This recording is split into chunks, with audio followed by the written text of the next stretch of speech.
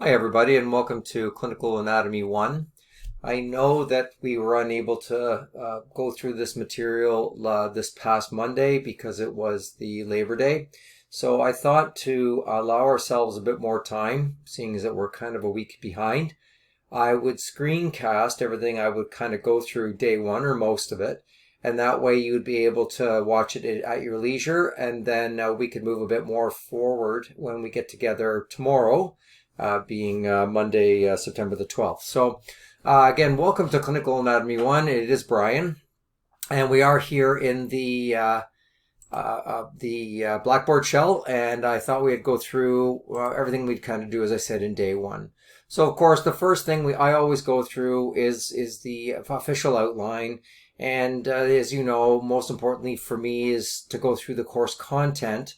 And I want you to take note that, this is our first introduction to anatomy of the axial body, and we'll talk a bit about that, but fundamentally, the axial body includes the skull, the spinal cord, the ribs, the sternum, and the sacrum. And we do talk a little bit about the sacral pelvic joint as well, but not as much as you will next semester.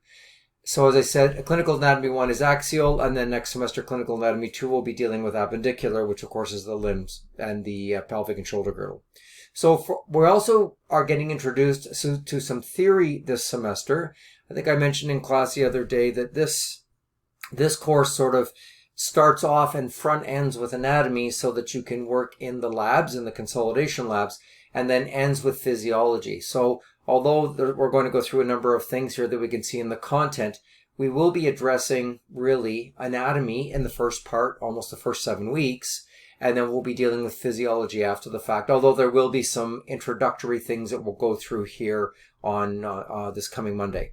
So, of course, content is something called trigger points. So we're going to learn about the theory of trigger points and a little bit of how we deal with them and treat them in massage therapy. When we discover about trigger points, we understand that it tends to affect fascia and muscle tissue. So as I'm introducing muscles to you, I will also, in the context of each particular muscle, when appropriate, will be addressing the common referral patterns for that muscle as we go through. Sliding filament theory is how muscles contract, again, more so in the second half, same as length-tension relationship. Aerobic, anaerobic metabolism, we'll be dealing with that a lot more in A&P, but we will have a small conversation around it as it relates to muscles.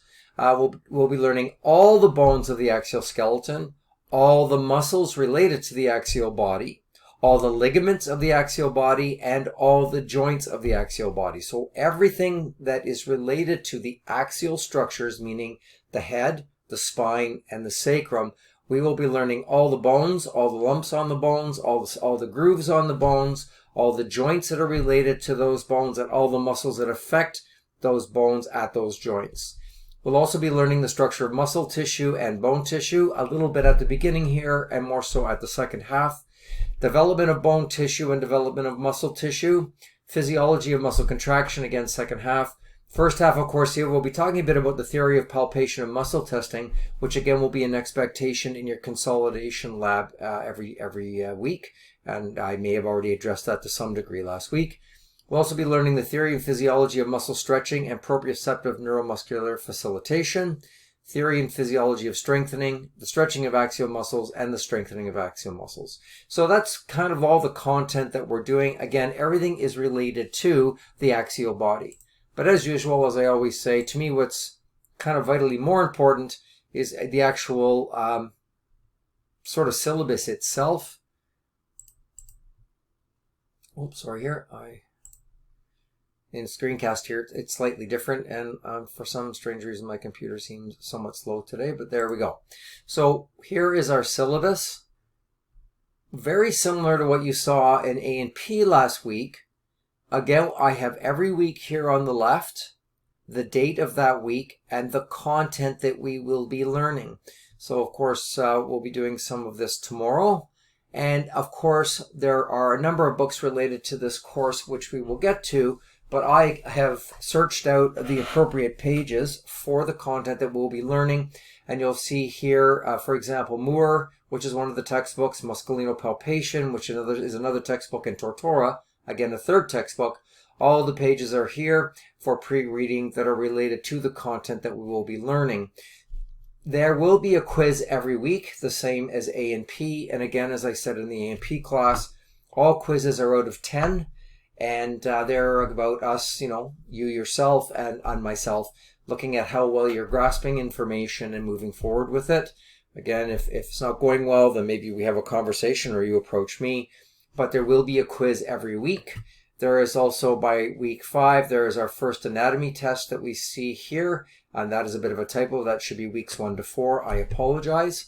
Working our way through, again, quizzes in 6 and 7. Your midterm for this course is after we come back from reading week. So we will not be doing a midterm in week 7, but we will in fact be doing a midterm in week 8, which is the week after reading week. So you'll have a week to study up for the midterm that's written. All these quizzes and tests are in class, unless otherwise stated. And as I said, all quizzes are out of 10.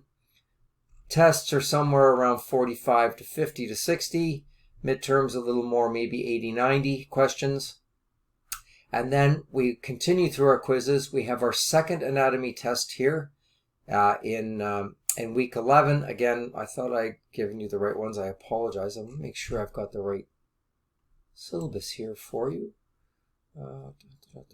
Yep. Okay. So again, it's a few more weeks involved here than just 8 and 9. Because we are actually 8, 9, and 10 that we'll be doing. And then weeks 12 and 13, there is the possibility of either having the final written in week 13 or review, depending on what's happening. And of course, the final written. Now, what's very important is that this is absolutely comprehensive, because obviously what we're learning in this semester, in this course, is our meat and potatoes as a massage therapist. The majority of people come with back discomfort or back pain or dysfunction. And of course, your knowledge of this axial body is vitally important to know to help treat your patients. As I said, there are 5 books related to this. Oh my goodness. I'm going to change this. I apologize. I don't know why you have this one. I thought I'd made the changes. I must have forgotten to save it. But the everything is correct here except this trail guide to the body. I will be removing that and reinstating this back in, but still you'll get the gist of it. So there is Moore's Anatomy, which is your clinically oriented anatomy. There is the Kendall McCreary book called Muscles Testing and Function with Posture and Pain. There is the muscle book. So this is where we get all our origin, insertions, and actions and so forth in the muscular system manual. Then we have the Principles of Anatomy and Physiology, which is Tortora, same book that you use at A&P. And then there is a musculino palpation book that has your palpations and how to find bones and muscles and palpate them, as well as your trigger point patterns. So stay tuned. I will be changing this and redoing this in Blackboard for you so you have the appropriate one. As I said earlier, there are quizzes every week, and of course I take your best 4 of all the ones here, same as in anatomy. Your anatomy tests, of which there are 2, are worth 10% each for a total of 20%. Your midterm is 25%, and your final written is 25% for the total for the whole course. Okay. Certainly if you have any questions around this, please feel free to approach me tomorrow in class and I can answer. And as again, I apologize for some of the mistakes in here. As I said, I will be fixing this and reinstating this as the program syllabus as soon as I'm done this screencast. I stepped away for a moment there and I have changed the syllabus with the changes that I've alluded to here. So when you download the syllabus, I've changed it as of now. This is Sunday about 2 o'clock. So I'll go into the syllabus and reprint it if you've already done it because it'll have the appropriate changes. Last reminder, as part of the syllabus, we will be meeting on Mondays from 3 till 6 in M as in Michael 335. Okay? All right. So we've got a couple things I think we can do here which will help. I'm going to just open up Blackboard here and go just a bit further. I think we'll go into weekly learning week 2, which is week 1. First day here, I believe we have done.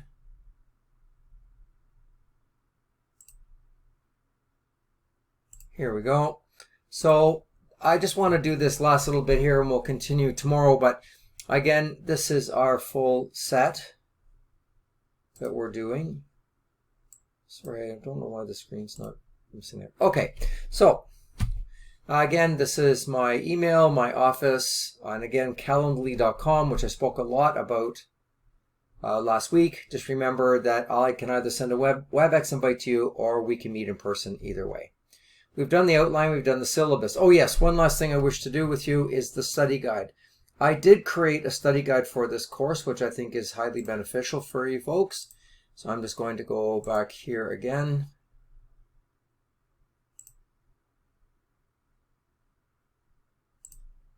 And bring up the study guide. So this will help you to some degree.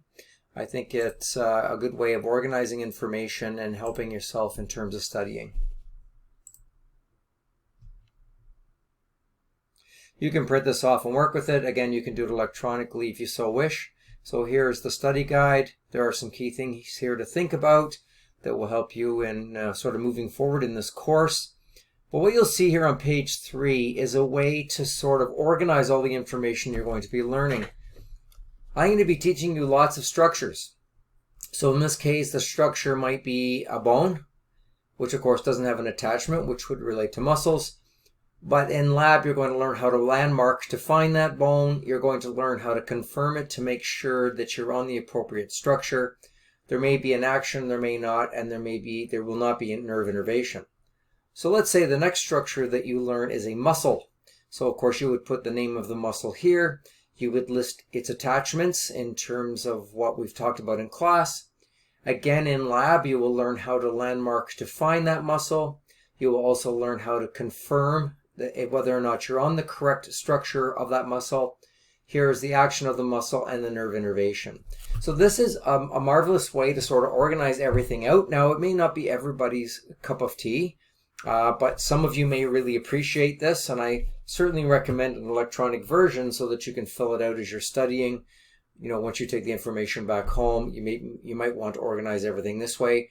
There is only one page of this, so of course you would want many pages of this as you went through everything that we're taking in the course. Every week I have the key points to take away from what we talked about in that course. So in this case, what we're going to talk about a bit tomorrow is regards to these concepts here.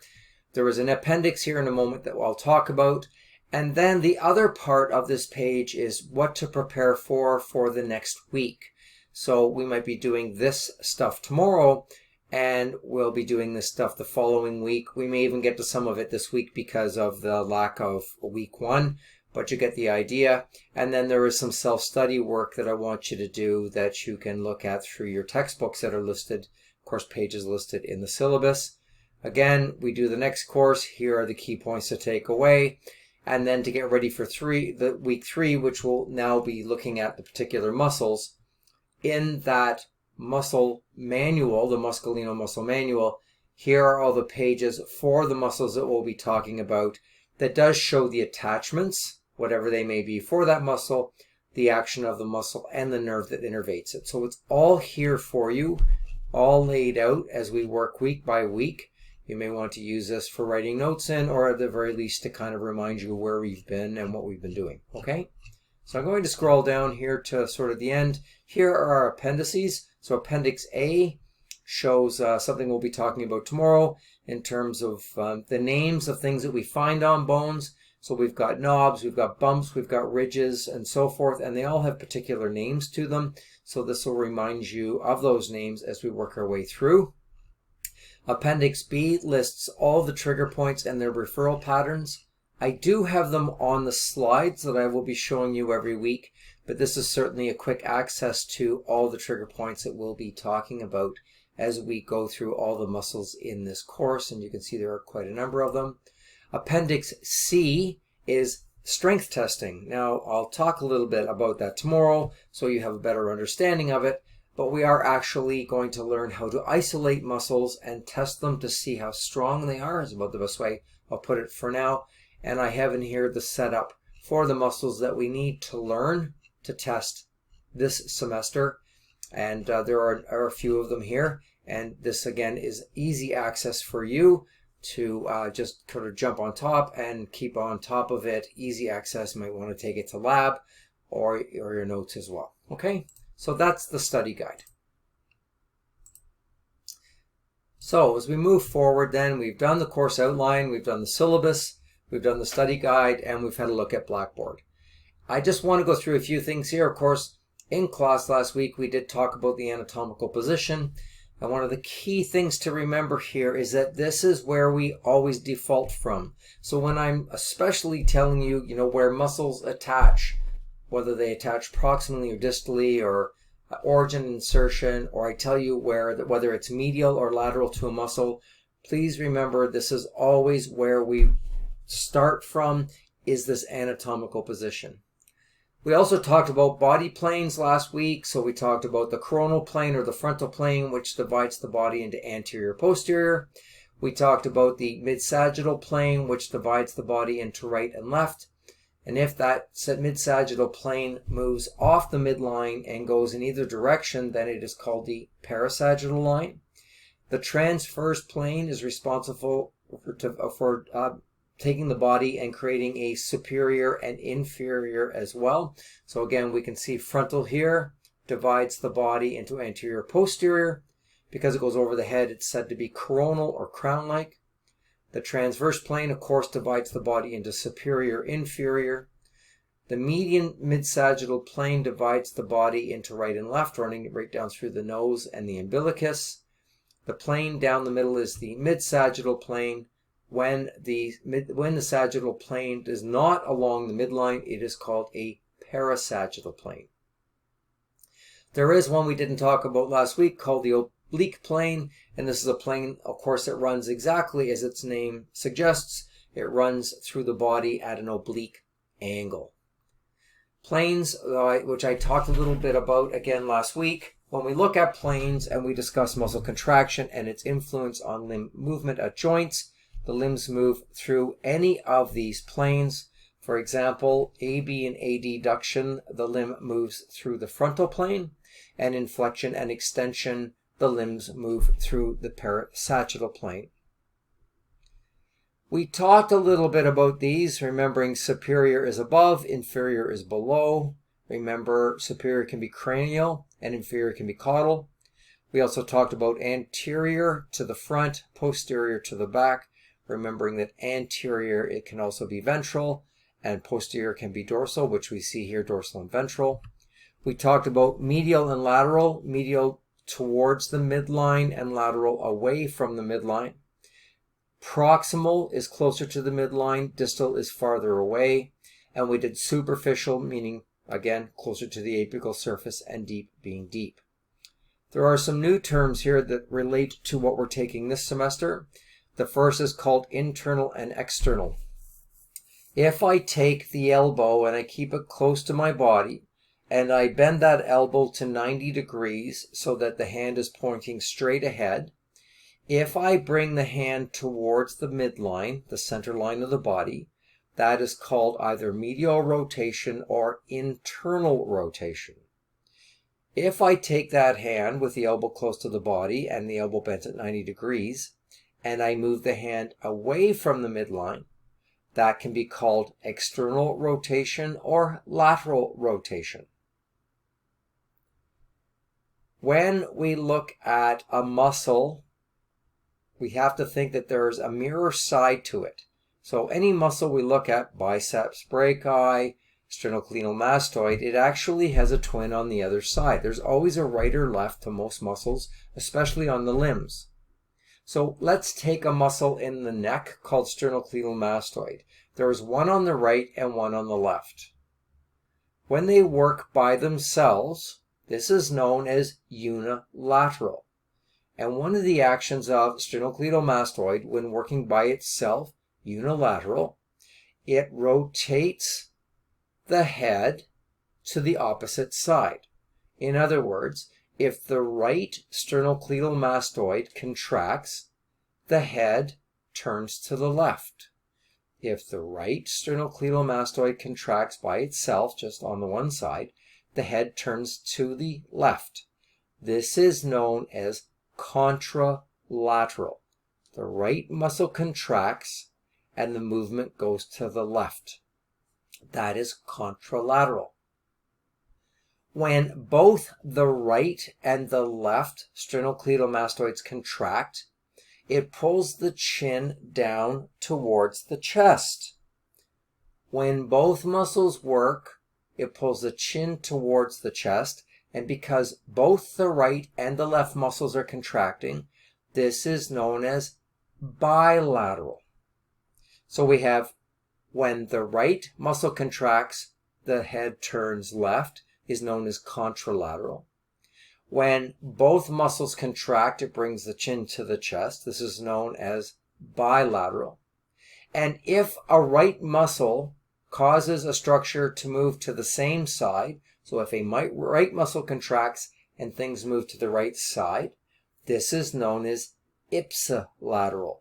Right muscle contracts, something moves to the right side, that is ipsilateral.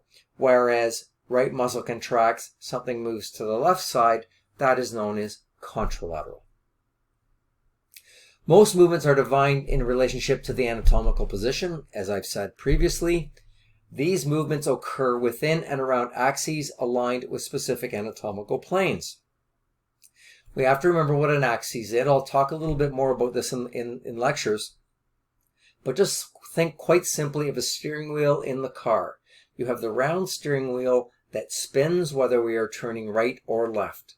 The axis of that spin in the steering wheel is at the center at the steering column. So the steering column, therefore, is the axis or axes. Okay? So the steering wheel spins around the axis. So we say that when movement is occurring at a limb, there is the two bones that form the joints, and it results in an axis of movement.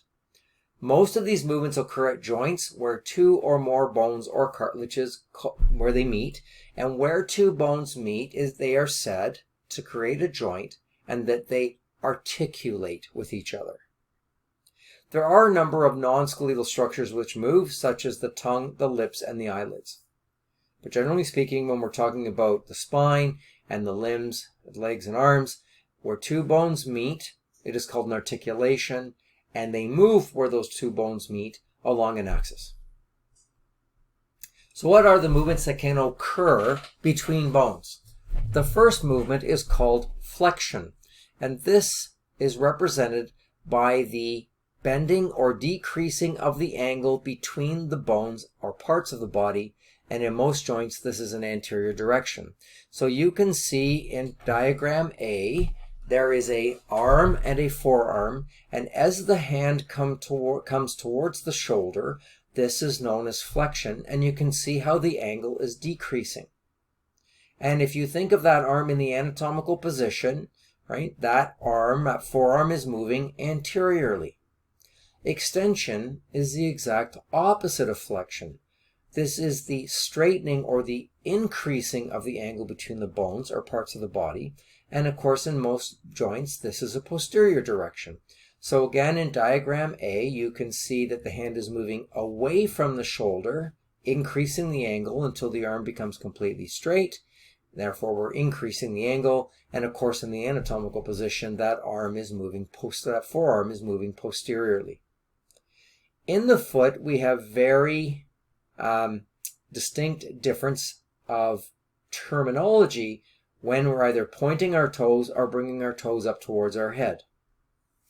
The first is called dorsiflexion, and dorsiflexion is when the toe is coming towards the head, or if the foot is on the floor, the toes in the foot are coming up off the floor while the heel stays on the ground.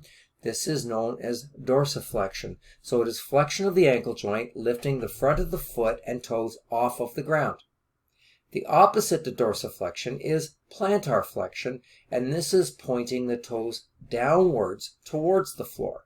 So plantar flexion is flexion of the ankle joint with movement of the front of the foot and toes towards the ground. Some other movements that we see here is hyperflexion or hyperextension. Whenever we see hyper, the term hyper means beyond or large.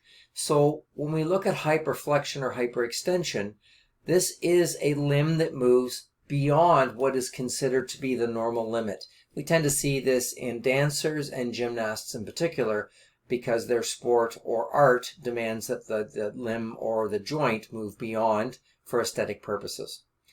The other movements that occur, and this occurs specifically in the limbs at the shoulder and the hip joint generally, is the first is called abduction. Now this is the limbs moving along a frontal plane, and you can see here in the diagram that in the left we have abduction, where the arms are moving from the anatomical position upwards towards the ceiling along the frontal plane. So abduction is defined as a movement that occurs along the frontal plane, meaning that it's moving away from the median plane, which runs down through the nose, the umbilicus, and so forth. Adduction, and I say that quite often in class so there's no confusion between abduction and adduction. Adduction is the exact opposite of abduction. It too occurs along the frontal plane, but whereas abduction has the limbs moving away from the median plane, adduction has the limbs moving towards the median plane. And we can see on the left here that we're looking at the shoulder joint in terms of AB and adduction. But on the right, we can see how AB and adduction also occurs at the hip joint. So we can see on the right here, the left diagram is abduction moving away from the midline. And we can see the right diagram, on the diagram here on the right, we can see as the leg moves across and towards the median plane, this is known as adduction. A unique movement that occurs in a number of joints in the body is something called circumduction. Kind of like an ice cream cone where you'll see here in the diagram, proximally there's very small movement, whereas distally the hand is moving in a very large movement, which makes this cone-like configuration, with the large movement being outward and distal and the smaller movement being proximal. Circumduction is not a unique singular movement. In order for circumduction to occur, the joint has to be able to do a number of movements to allow for it. So it includes flexion, abduction, extension, and adduction in a way that the distal end of the part moves in a circle. So you can see here in the diagram at the shoulder that circumduction is occurring. We have abduction, flexion, extension, and adduction. The same thing can occur in the hip. Doing a circle with your foot, think of lying on your back, lifting your foot a little bit on the air and doing a big circle with your foot and a smaller one at the hip. You still have to have the same movements to occur for that to happen. I've already talked a little bit about rotation. So this is turning or revolving a part of the body around its longitudinal axis. Medial rotation brings the anterior surface of the limb closer to the median plane. So we can see here in the diagram, the upper arm is the anterior surface, and medial rotation would bring that biceps surface moving towards the median plane. That would be medial rotation. If we take that anterior surface and move it away from the median plane, that would be lateral rotation, and you can see the movement of the two here in relationship. Again, the elbow is bent to 90 degrees and the hand is moving accordingly. We also can see internal and external rotation, or medial and lateral rotation, at the hip joint. So it gets a bit confusing when we see someone sitting, but we still have to consider the anterior surfaces. Again, we have to start from the anatomical position. So if we think of the anterior surface of the quadriceps, when that anterior surface moves towards the median line, which we can see here in the right diagram, this is called internal rotation. Again, ignore the foot. We're looking at the anterior surface of the quadriceps. On the right-hand side here, we can see that the anterior surface of the quadriceps is moving away from the median line, so that represents external rotation. The hand is unique. These terms pronation and supination can be used in the foot as well, but we'll leave them for the hand for now, and we'll talk a bit more about the foot as we move through. Pronation, we think of again the hand in the anatomical position. Pronation rotates the radius medially, which causes the palm of the hand to face posteriorly. Again, think of the anatomical position. The palm is faced forward in the anatomical position. And when we rotate that hand so that the palm is facing posteriorly, this is known as pronation. Supination rotates the radius laterally, which has the palm facing anteriorly. So therefore, in the anatomical position, we can say that in the anatomical position, the palm of the hand is supinated. When we lie on a table on our back, with our face lying on the table facing towards the ceiling, this is known as a supinated position. When we lie face down on a table or a bed, this is known as pronation. Best way to remember is you look at the top diagram here with the elbow bent. Think of having your hand like that and you're holding a bowl of soup, supination. In the foot, we have a different movement as well. Eversion is the movement of the sole of the foot away from the median plane. In other words, the sole of the foot is looking laterally outwards, which we can see here in the right diagram. Inversion is the opposite of eversion. That is, the great toe is moving upwards towards the head so that the sole of the foot is facing medially. Eversion has the sole of the foot facing laterally, and inversion has the sole of the foot facing medially. The hand has a couple of unique movements, one of which we'll talk about here called opposition. If, again, we think of the hand in the anatomical position, the fingers are somewhat spread out with the thumb in the lateral position. When we have opposition, it is the thumb moving medially or towards the pad of another finger. So we can see here in the diagrams whether that is touching the thumb to the second finger or the third or the fourth or the fifth.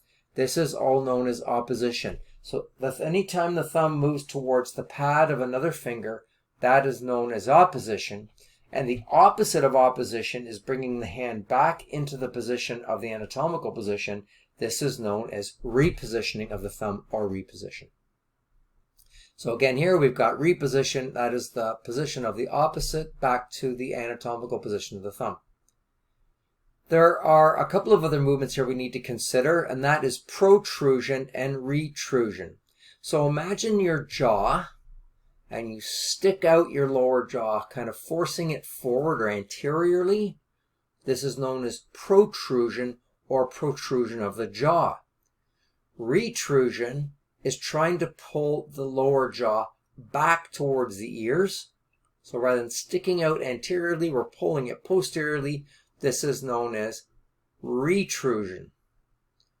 Protraction and retraction, we're protracting the head when we bring the whole head forward anteriorly and retracting the head, just pulling the head back. We can also do the same thing with the shoulder blade. If we pull the shoulders back so that the shoulder blades are getting closer to the spine, this is retraction. If we push the shoulders anteriorly or forward, this is known as protraction. Staying with the shoulders, if we bring the shoulders up towards the ears, this is known as elevation. If we bring the shoulders down towards the floor, this is depression. Another example of depression is simply closing your eyes and bringing the eyelids down. This is known as depression. I talked a little bit about surface anatomy last week. Now, this is when I was sort of doing A and P. But like I said, this is us getting an understanding of what we can't see that is lying under the skin. This can be done through touch or palpation. It can also be done by just viewing the body and seeing the lumps and bumps that lie underneath the skin and getting an understanding of what lies under there. And we sort of talked about it in A and P last week. We have to understand that it is the underlying structures that give us the contour that is the physical human. Now, as I alluded to last week, The more knowledge we have of what's under that skin, the better understanding we have of what's under the skin when we just observe or touch it. So the understanding of surface anatomy can allow us the first indications of unusual or abnormal conditions. So if we get good at looking at a normal person and the lumps and bumps of a normal person, we may be able then to look at someone who's got something going on, and we can, through observation and palpation, understand that something isn't as normal and maybe something's going on. At the bottom line, no matter what, the way we get better at this, whether it's palpation or observation and surface anatomy and anatomy, is getting a greater understanding of what's under there in the first place so that you understand what it is that you're looking at. So we can see here in the diagrams, lovingly drawn here, I really like this drawing. We can actually look at the way the shadowing is done. We can make out very specific muscles. And over time, you will be able to understand all of these and where they are. You will also be able to palpate them and know and determine one structure versus another as your hands go over your partner or your patient's surface anatomy when doing an assessment and doing a treatment. Again, we see the anatomical diagram here without skin. We can see the deltoid here. We can see the two heads of triceps. We can see part of biceps brachii, a couple of other muscles here. If we associate it to the diagram, we can see quite clearly, the contours of the skin and how they represent the structures that lie underneath that skin that we can see here on the left. Thank you so much for this. This is all I'm going to do today, and we'll be moving on tomorrow in class Monday. Again, this is Sunday. I will be sending out an announcement. If you get a chance to go through this, please do so. I'll be reminding everyone about this in class tomorrow. Again, thanks so much for listening, and we'll see you tomorrow, Monday, September the 12th, for our first class together. Thanks again.